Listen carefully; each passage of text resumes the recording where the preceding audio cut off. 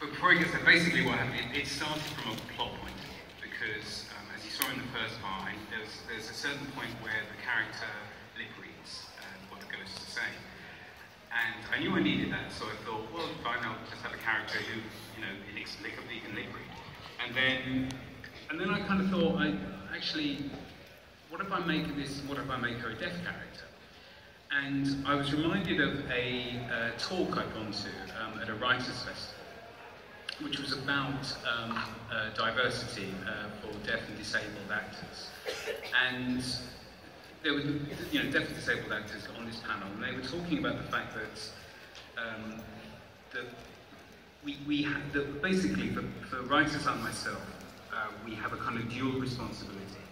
As a writer, I realise now that it is my responsibility to write parts for disabled actors.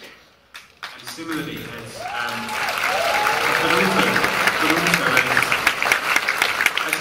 an executive producer on my own shows, the responsibility is also to cast disabled actors in non-disabled parts.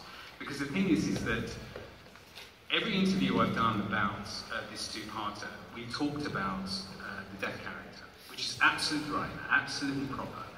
But what is notable is the fact that no one has ever asked me in anything I've written about, you know, oh, it's interesting, you've got non-white actors in it. Because the thing is that now, absolutely quite rightly, it is ubiquitous, it is the norm. And we have to get to that point with disabled actors, where it is no longer noteworthy, where it is no longer something that is kind of remarkable. It has to become mundane. And what I think,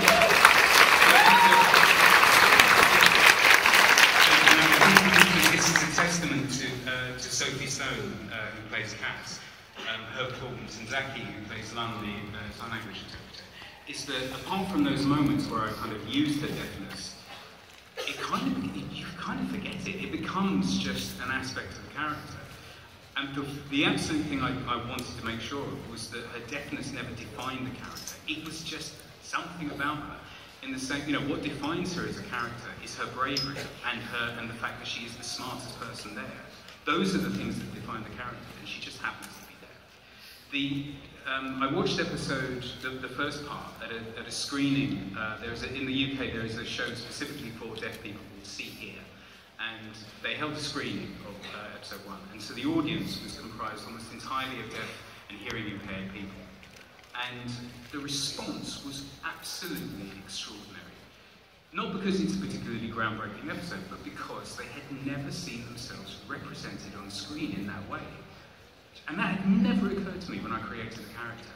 But they had never seen themselves represented in this positive light. And they were just kind of blown away by it. And it really made me, I found it a real surprise and a real kind of shock that actually, that there is this entire community that feels disenfranchised by television. And it really, and like I said, it brought home the responsibility that myself and other writers in my position have, in terms of what we should be doing for diversity.